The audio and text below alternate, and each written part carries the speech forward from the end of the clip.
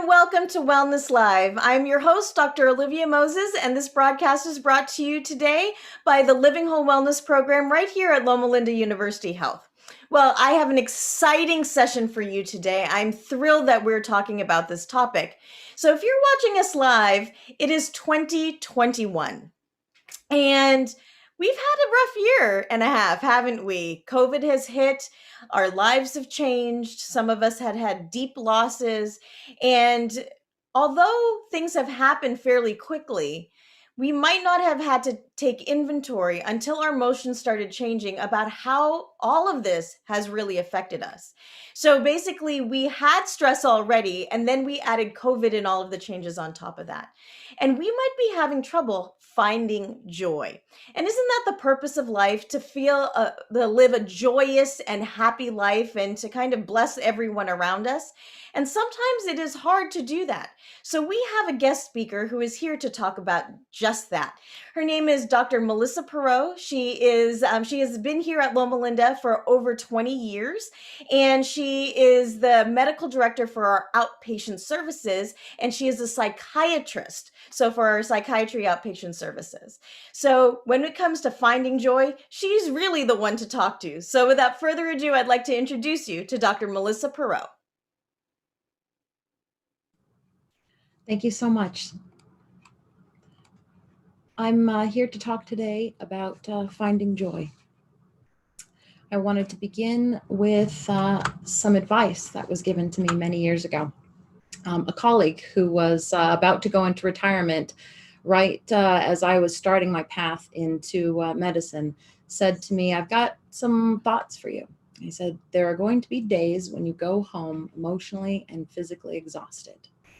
There will even be some days when you don't feel purpose in the work that you're doing."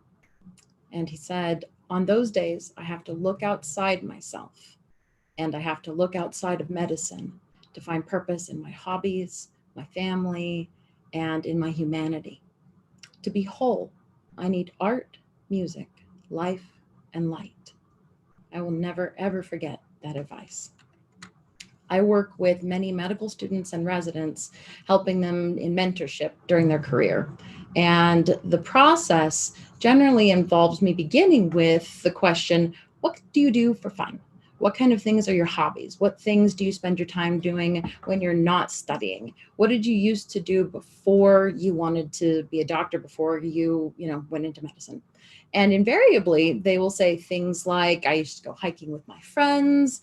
I used to go to Disneyland. I would play my guitar. I played the violin. I enjoyed going to the beach with my family." They had all of these rich, full things that they did. And when they then began into their careers, those things over the course of time fell off. And even those who had families and children said, "It's been a long time since I've considered anything to do with hobbies." And when asking them why, what is the reason? The most common reason is, "I don't have time." Secondarily, there is, "I don't have energy." And I think the biggest things for me when talking about how do we find joy on a day-to-day basis is how do we find time and energy to intentionally put into this? Many times it comes down to people saying, "I get home and I'm tired and I want to recharge and I just need some moments to myself. I need to just be able to escape everything." And more often than not, recharging actually has something to do with watching Netflix, going on Facebook, being able to go on social media. More often than not, recharging involves plugging in and it involves screen time. And that is one of the main things that I wanted to talk a little bit more about today when addressing finding joy. When I get home from work, I generally am pretty tired. And as I'm pulling into the driveway, in front of me, I see two paths. And these two paths have been there for a very long time, at least since the birth of my son, and he is now 5.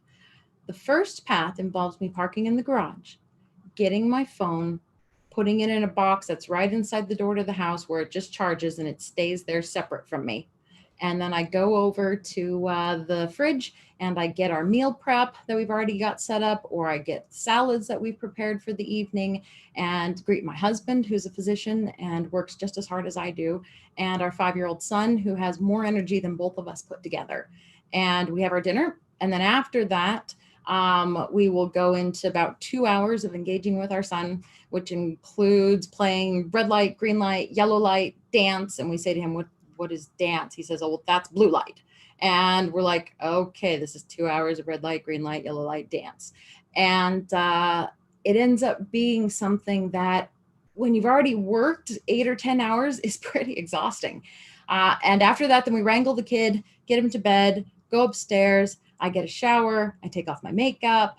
I listen to a book on tape and go to bed at a reasonable time so that at 5:30 I can wake up and go for a walk as the sun comes up and have time for some prayer and then get ready to go to work. And the second path in front of me is different than that path. The second path generally happens when feeling exhausted and thinking that first path sounds pretty tiring. And the second path is I park in the garage, I go inside, I say, I don't feel like salads, can we get DoorDash, please? And I then take the kid, put him in front of a tablet. He can watch Mickey Mouse Clubhouse or whatever he wants on TV. My husband and I will then go on our phones. We will go on to social media or read articles or sometimes watch a program together. We do that with our DoorDash until the kid's ready for going to bed. We put him to bed, go upstairs. And from there, I think I'm too tired to get a shower and do all of my self-care at night stuff. I'm just going to get in bed and I pull out the iPad. What was going to be 1 hour of Parks and Rec ends up being like 4 hours of like Parks and Rec or something, and at least 4 episodes. And I fall asleep.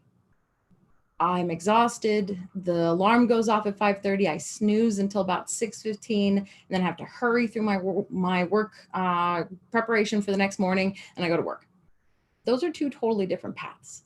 And over the years, I have found that the first path is harder and yet brings incredible happiness once I've gotten used to doing it with regularity. And the second path is much easier, and it involves a lot of screens and a lot of reinforcement to recharge for my downtime.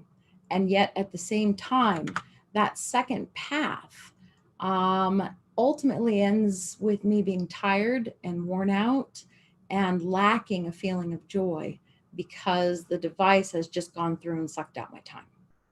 And looking at how do we find time to do things that are going to enrich our lives? How do we find time to do things like hobbies in the past? I used to spend a lot of time in medical school painting and sketching, and I loved that. And at this point, I'm like, well, I don't have time to do that. That's like a lot of stuff that I'm doing. But if you go onto the phone and you look at your screen time and look to see how much time you actually spend on the phone, it can sometimes be pretty alarming. And it's like, okay, so actually there is time. It is being spent getting sucked into a vortex of a screen. And that time could exist in other places, including spending time with my child, including doing things that I enjoy. The time does exist, but it comes down to how am I using that time? We all know that using the phone, using the tablets, can lead to us having addictive behaviors with it. I mean, that's something that I think is pretty common sense. And we all know that what's on social media is not true and is not accurate. What's on Facebook does not represent real life. And over the past year, I think we've all seen even more our intense need for social connection and the two-dimensionality that exists in front of the screen. And I think that degradation has been felt by all of us when we've been separated.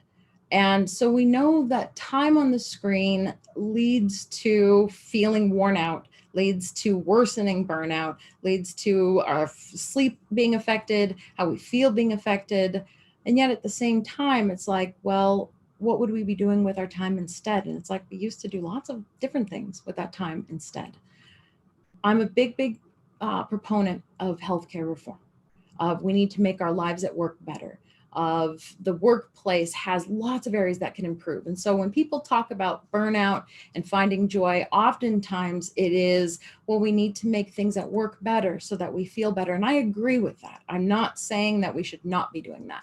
But I'm also saying that there is time that is our own, that we have control of today, that we're not using always in the ways that are the healthiest for us. And so the first section of this talk really looks at, does the time exist? And if it does exist, what things could we be doing better to be capturing that time right now, today, the time under our control, so that by the end of the day, we don't end up feeling tired. We don't end up feeling as exhausted day in and day out, and ultimately being able to put more time into the things that we want to be doing, but maybe don't think that we have enough time or enough energy for. So the first half I wanted to go over is the component of finding joy requires time, and I believe that some of the time already does exist. Well, thank you so much, Dr. Perot. That is fantastic. I mean, time is always a factor. I think that is always going to be maybe on our number one list of why we don't take care of ourselves. But we have some questions coming in, and this is a reminder to any of you that are watching us live. You can actually type your questions in the comment section and have us ask Dr. Perot a question directly right now. So here we go. Can electronic use become an addiction? And how do we know the difference? That's a great question. I've been looking for a very long time for studies that will actually show functional MRI of your brain while you're using the devices. And there's not a ton of these studies. However, there's quite a lot of studies looking at teenagers and the use of online gaming, the use of time in front of screens. And we know with certainty that the more time you're spending in front of the screen on these devices, the likelihood of depression goes up. And the number that I've seen oftentimes is about 4 hours. And so if you're spending more than 4 hours a day in front of a screen, then the likelihood for depression is higher. And at a certain point, if it's 5, 6, 8 hours even, yes, you're looking at something that is very, very habit forming. And the thing that's difficult is that these devices are built with that intent. These devices and these programs and all of the things that we're exposing our eyeballs and our brains to all day have really been made for just 1 more minute, just 3 more minutes, just 5 more minutes. And all of a sudden you look in and you're like, whoa, that was 12 or 15 minutes that I spent just texting like one person. And then I got sucked onto this thing and this other thing. And I didn't even realize how long I've been on that phone right now. One of the things that I appreciated about your last slide is, I have been victim of this. You go down the YouTube rabbit hole or the TikTok rabbit hole or the Instagram rabbit hole, and you're there and you don't realize how much time has actually gone by. And one thing that you said on your slide, and can you speak a little bit more about this, that these things are time, they suck time away, but they do not restore. And so using our time to restore, I think, is an important point. Can you elaborate on that restore piece of it? Yeah. If you've ever binge watched multiple shows in a row, I think probably we have all been guilty of that at one point or another. There is something that people describe very commonly. And again, I have not seen any studies looking at how much dopamine is in your brain after this, but there is a commonly shared experience. If you watch 5 hours, 6 hours of television back to back, when you're done doing that, you feel tired, you feel sluggish, you feel slow, and you feel empty and disconnected. And I truly do believe that the time that we spend, the longer you spend on these devices, engaging in things where you're scrolling or stuck in rabbit holes, that they are actually taking from your brain, because you have a finite amount of dopamine that's present. And all of these things are being built specifically to stimulate that, to keep you going, to keep you seeking for the next thing. And so it makes perfect sense that by the time you're done in this activity, there's not going to be anything left compared with doing things that are going to be enriching, things that are going to bring good back in. Mm-hmm. We have another question that has come through, and I think this is a good one, and it's adult and child. So how much screen time is okay for my child? And then the next question is what's a healthy amount of screen time for an adult? So on your phone and on your tablets, you can get the screen time, and it will break down for you how much time you're actually using. And so let's take out the portions of screen time that you're using at work to check an email or to text and it's related to work. Let's remove anything that's related to your occupation, and let's go purely with things that are diversions. So watching YouTube, going on the internet, reading things, going on Wikipedia, going on social media, etc. We're going to count those things in that category. And watching shows for children. And again, I'm not a pediatrician, and yet the data I've seen just for my own child and what I've been lectured on by the pediatricians, you're supposed to be spending less than 2 hours and preferably less than 1 hour a day for a child. And so being able to put additional safeguards into your phone, being able to put safeguards onto the iPad that says, okay, after this amount of time, I want you to lock me out. I literally have that built onto my phone. And after 45 minutes of just idle internet use on my phone, it will lock me out. And as a result, I don't generally use ever more than 45 minutes or an hour a day on the phone. And the rest of the day, I'm like, well, you've already gone on Wikipedia for 30 minutes a day. So do you really want to check that website? And having to budget some of that. When it comes to adults, honestly, the data looks at if you're doing more than 4 hours at that point, this is looking at potential for depression and addiction. So certainly less than 4 hours a day. And while most of us may not be watching television with the same frequency, like old school television with cartoons, watching things where you're streaming, where you're watching Netflix, things like that are still adding up, and you can track out that time and look at wow, I'm spending 3 hours a day doing nonsense on my phone and I didn't even realize it.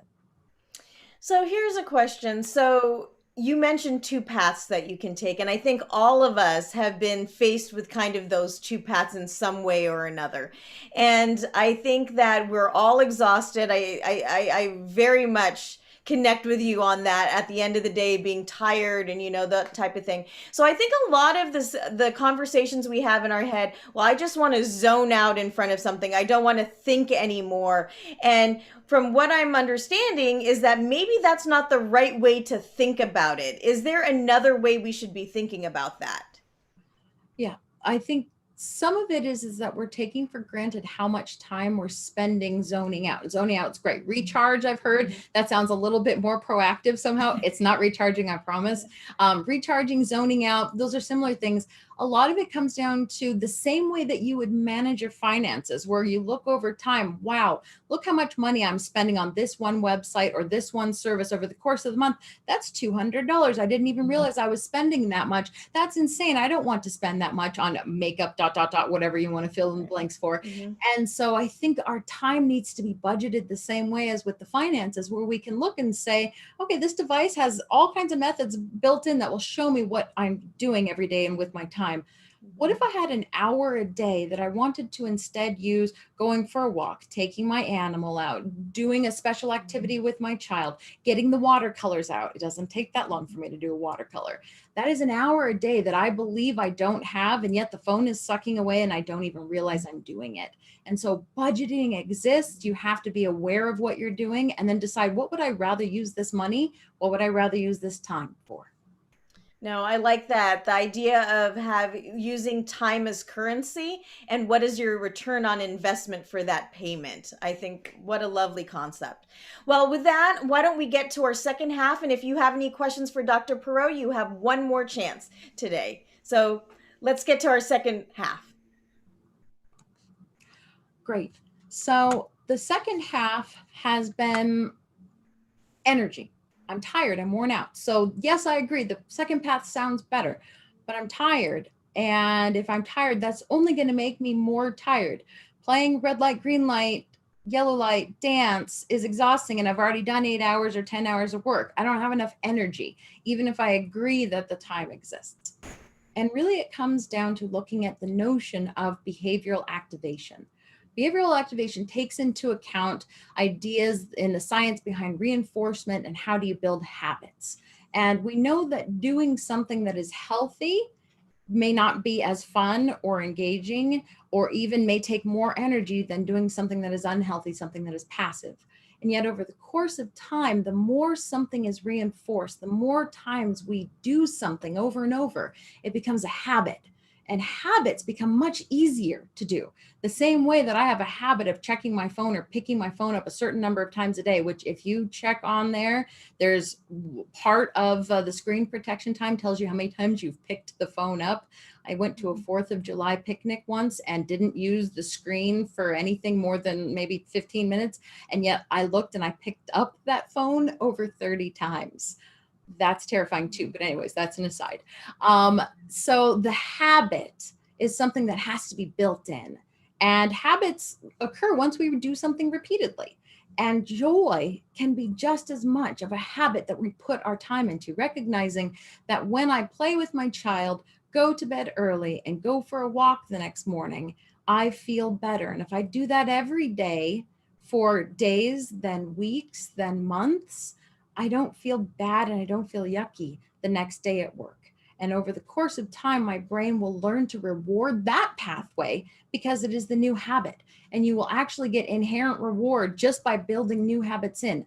You have to have the knowledge that at the beginning, it's not going to be fun. It's not going to be easy to reinforce. And it's something that you're not going to want to do at least the first few times. And so it's something where you have to get into a pattern of weeks or months before something can be done over and over again. But what I can say is the more that this happens, the more energy you will get back into it. Activation, behavioral activation. When I'm working with patients, when I'm working with students or residents that I'm mentoring, a lot of it comes down to let's come up with a plan. And that first path had multiple steps. It had a healthy meal, it had engagement with my kid, had talking with my husband, I've got not using screens, I'm sleeping. That's a lot of things. Let's just go for 2. Can we get 2 a day? And it can be any 2. If I go for a walk, that means that if I don't want to do the meal prep for dinner, I don't have to as long as I sleep 7 hours. Let's just start trying to do 2 a day. Pick any 2. And as your day goes through, if at the end of the day you didn't do any, then you know what? The sleep is probably the one that you got to reinvest in. I work a lot with residents who say, I have hardly any time. And I totally agree. When I get home, I have 2 hours before he goes to bed. And in that 2 hours of time, I'm going to get as much as I can out of it. And for those of us who go home and there's only 2 or 3 hours that we have with our loved ones, and then it's bedtime, the idea is, well, the only way I'm going to get my time back, because all this time I went into work, the only way I'm going to get my time back is I stay up an extra hour, and then I get another hour with these people that I love or doing these activities that I love doing. And the only place to budget that time is the sleep. There is a ton of data looking at sleep. Plethora of information that says 5 or 6 hours of sleep versus 7 or 8 hours of sleep, astronomically different for energy, motivation, cognition, focus, concentration. The focus, concentration, and cognition component alone is staggering. So 5 or 6 hours of sleep versus 7, 8 hours of sleep, massive differences in the ability to just get your brain to make the necessary jumps it's got to do every day, all day long. And this is something that is reproducible study after study. 7, 8 hours of sleep, you've got a much, much better brain the next day to do your job, to do the things you love. That brain needs protection with sleep. If there's one thing I get to highlight on this slide, sleep exists. We need to be doing it, and we have to not sacrifice it at the expense of doing other things. Also noting social interaction, very, very important. We oftentimes will use text or social media as our ways of interacting socially. That doesn't count. So social interaction is talking on the phone with somebody, doing at least something like FaceTime or Zoom, but preferably now, and especially because things with the pandemic have been shifting, because of how lucky we are to have access to vaccines, the ability to have a parent come over, my mother being able to come over for dinner, that's a life changer over the past year. Being able to have a friend come over and we get to look at each other's eyeballs and eat food, this is amazing.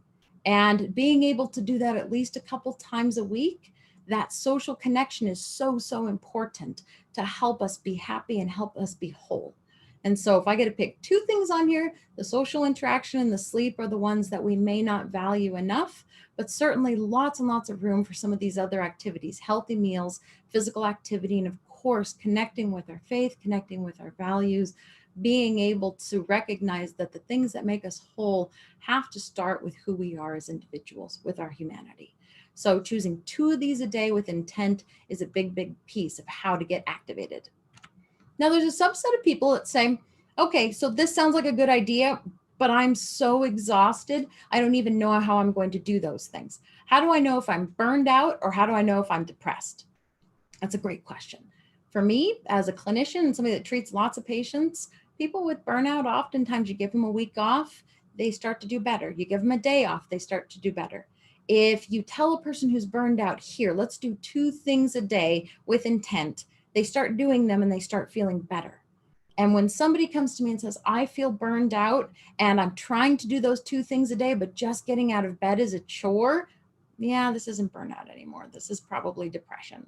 The thing I love about this image from a Mayo study is not depressed brain is alive and active and engaging and thinking and quick, and depressed brain is shut down. And this is not something you can power through. This is not something you can think positive to get out of. This is something that is chemical, that is biological, that needs treatment. And that treatment exists in the form of various therapies and in medicines. And so for the person that says, I struggle to even just get out of bed, or when I get home, I just want to eat cereal for dinner and that's it, or pushing the cart around Trader Joe's is exhausting for me, or I'm doing the best I can, I'm just going to make sure that my kids are taken care of and there's nothing else that's left. Let's start looking at this. Could be depression, and depression is very treatable, and if untreated, is life-threatening. And there are incredible resources within our community here, within Loma Linda, to get help. That help exists. I put a few of them up on the screen here. Please, if this is something that is more than just, I want to zone out, or I don't feel that motivated. If it's, I'm trying and I can't, okay, then maybe we've moved into something that's going to need more help. And there's nothing wrong with that, because nobody picks that to be their brain. Nobody picks the depressed brain and says, yeah, that's going to be my choice today. This is something that is outside of our control, outside of our choice, and must be treated. This is a medical condition that needs help. I texted a colleague the other day, and I asked him, I said, what things do you do to find joy? And I wanted to relay what he told me, because the text that he sent me really, really spoke to me. He said, finding joy.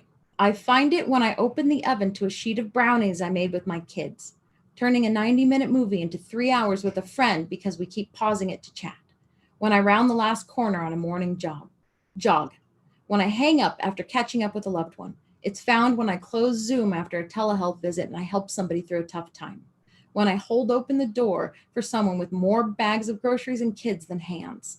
I find joy in the actions, big or small, lasting or fleeting, that give and reflect meaning. I've never found joy on Instagram or Facebook post. It's never at the end of a Fox News or CNN segment. I can't seem to find joy in all the places that I did not place it. Finding joy requires intent first. It requires time, and it requires actions that are going to lead us back to feeling joy. I think about all of the things in our jobs and in our work that can be better, that contribute to why we feel tired, why we feel burned out. And those things I think can improve, and I think need to improve. And I'm personally a person that puts a lot of time into that. And yet, those things that require change in a system take time. I can make changes to this today. I have a tendency to open the box where the phone is being stored, because I literally had to buy a box to put it in to keep myself from it, to check a text. And when I check a text, all of a sudden I'm responding to 3 texts. And while I do the 3 texts, I then go and check an email real quick that ends up being 3. And my husband says, you were just gone for 18 minutes. And I look up and I'm like, oh, I just missed 18 minutes of the floor is lava because the phone caught me, and I need to put it back better. There's still at least a couple mornings a week where I'm like, I don't want to walk around in the sunset and see pretty stuff because I'm tired and I want to push the snooze button. And those can still get better. And I know that I have the opportunity tonight to change those. And that is what I love about this, is that this is something I can change right now with intent and with purpose today. And I think of something like the Serenity Prayer. Grant me the serenity to accept the things I cannot change, the courage to change things I can, and the wisdom to know the difference. I can change a lot right now, and I got to keep working on it. I am a work in progress. And this is something that over the past 3, 4 years, I've made a lot of progress on. And as a result, have found a lot of joy. And it's something that I believe works and something that I believe can impact other people's lives. I really, really appreciate the time to be able to go through this with you. And I appreciate the time in the audience. Thank you so much, Dr. Perot. That's fantastic. One of the things that I am impressed with what you said is basically finding joy is a very active process. It does need effort on your part. And even when you mention, mental health and depression, it is a thing that we can actually get treated, and it is a very treatable issue, but it does take that call for someone to get help. But all of this is an active process with you, and we cannot just stand by and watch this just happen to us. We actually have the power to do something about it. So thank you so much for that message. We do have a question. We're running out of time, so we might only have time for one or two. But this one is, I think, a very practical one. I think all of us feel like there's too many things to do, too many responsibilities to take care of, and not enough time in the day. So this question kind of addresses that. How do I prioritize my time with so much I have to do, including making healthy lifestyle changes? I think that the budgeting analogy continues to work. I completely hear you, and I had the same kind of a thought. When I was first beginning to do this in my own life, I would go home and I would make dinner when I got home. And I ended up finding that I really enjoyed making dinner. I liked it. And yet it took 45 minutes, and that was 45 minutes of blue light dance that I was not getting. And so I found a company that would help with meal prep, and I could get that delivered. I noticed that every single weekend I was spending 1 to 2 hours a week at the grocery store. And I said, you know what? The Instacart is a great option for that. And I'm not saying that everything could or should or needs to be outsourced. And yet at the same time, there are opportunities all over the place to get the things that we do more efficient, and being able to recognize what are the things that are important and are not. So for example, in this equation, did anywhere in there, did I talk about how clean my house is? No, I did not. You know why? Because my house is a pigsty most of the time. It is clean. There is nothing dirty anywhere. And there are kid toys all over the place. My house being clean and being the way that I want it to look, that I would love for it to look, was one of the things I sacrificed. And I said, you know what? I want the 2 hours to play with him, and I'm going to be happy with things not being as clean or nice as I want them to look. And for others, they may want to sacrifice one of these other things. There is no way to be a super mom. There is no way to do all of it. You have to identify what things are important that you want to be doing, and what things are the things that you're like, you know what? I'm willing to let this thing go for the value of doing these other things in my life. No, I like that. And in conclusion, I think what you're telling us to do or empowering us to do is, maybe if we don't like the way our life is going, or if we're having trouble finding joy, to potentially take a step back, evaluate our life, see where our investment or our time, money is being spent. And if we have trouble meeting bills and we know we have to work and we can't, there's certain non-negotiables, to see what negotiables we actually have and see if we can have power with those kinds of things.